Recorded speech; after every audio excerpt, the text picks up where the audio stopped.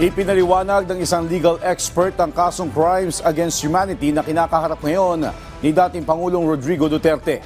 Ang detalye sa balitang pambansa ni Gab Villegas ng PTV Manila. Sumalang na nitong Biyernes si dating Pangulong Rodrigo Duterte sa International Criminal Court dahil sa reklamong crimes against humanity dahil sa madugong drug war noong kanyang administrasyon. Pero ano nga ba ang crimes against humanity? Ayon sa Article 7 ng Rome Statute, ang crimes against humanity ay malawakan o sistematikong pag-atake laban sa civilian population.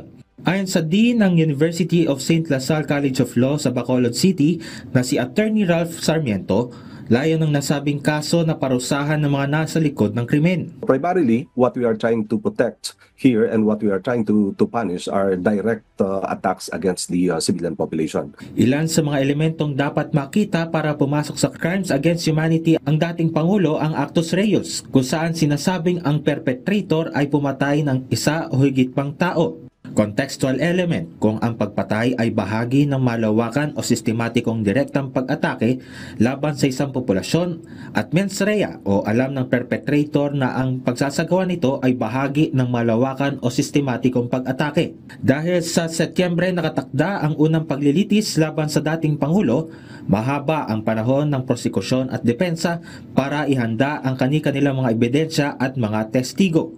Yung charges po, kailangan nilang i-establish sa International Criminal Court that they have sufficient evidence or witnesses to establish each and every charge against the former President Rodrigo Duterte. Now, if they cannot prove that they have sufficient evidence, then it's a ground na hindi po posibleng hindi ma-confirm yung mga charges sa kanya.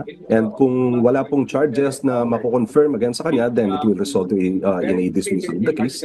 Kung mako-confirm naman po yung mga charges against sa kanya, so yung mga confirmed charges po, yun po yung magiging yun po yung isasampa sa trial division or trial chamber. Pagdating naman sa usapin ng haba ng magiging takbo ng kaso sa ICC, sinabi ni Dean Sarmiento na nakabatay ito sa availability ng mga tetestigo at schedule ng korte.